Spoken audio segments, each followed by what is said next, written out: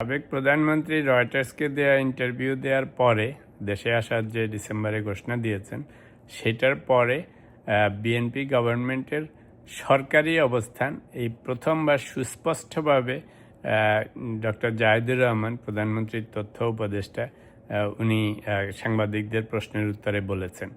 তিনটা কথা বলেছেন এবং তিনটা খুবই গুরুত্বপূর্ণ কথা। একটা বলেছেন যে শেখ হাসিনা যদি দেশে আসেন আমরা ওনাকে স্বাগত জানাবো। তো কেন জানাবো? কারণ আমরা ওনাকে আনতেই চাচ্ছিলাম। 2 নম্বর বলছে যে ওনার জন্য ন্যায় বিচার নিশ্চিত করা হবে।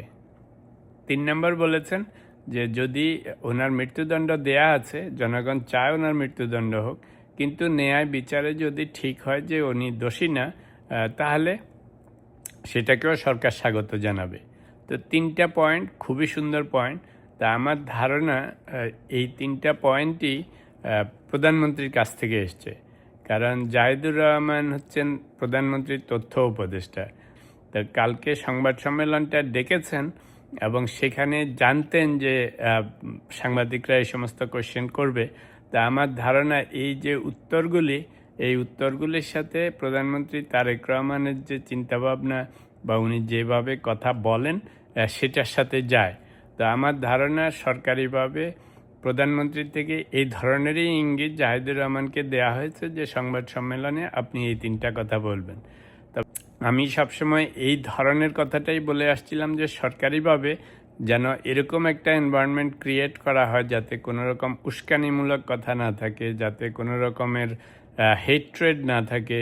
তো এই 3টা পজিশনই হচ্ছে বেস্ট পজিশন এবং আমি সরকারকে সাজেস্ট করব বা আহ্বান জানাবো যে সরকারের উপর মহল থেকে মন্ত্রী সন্ত্রী যতজন আছেন বিভিন্ন জায়গায় যখন সরকারিভাবে কথা বলেন, এই 3টা কথা বললেই সবচাইতে বেস্ট হবে। যে উনি আসেন, ওনাকে স্বাগত জানাই, ওনার জন্য ন্যায় বিচার নিশ্চিত করা হবে এবং আদালতে যা স্থির হয় সেটাকে আমরা সম্মান করব।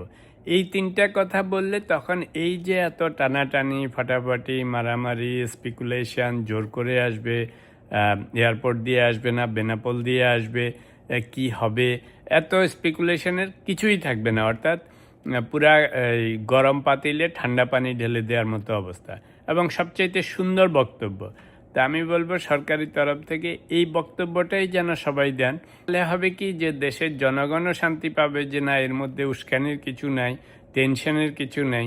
যদি আপনারা এটা সরকারিভাবে ঠিক করে থাকেন, আপনাদের সমস্ত উপর মহলের লোকজনকে এই ইনস্ট্রাকশন দিয়ে রাখেন যে এটাই হচ্ছে আমাদের সরকারি অবস্থান এবং এভাবেই সবাইকে সবসময় কথা বলতে হবে।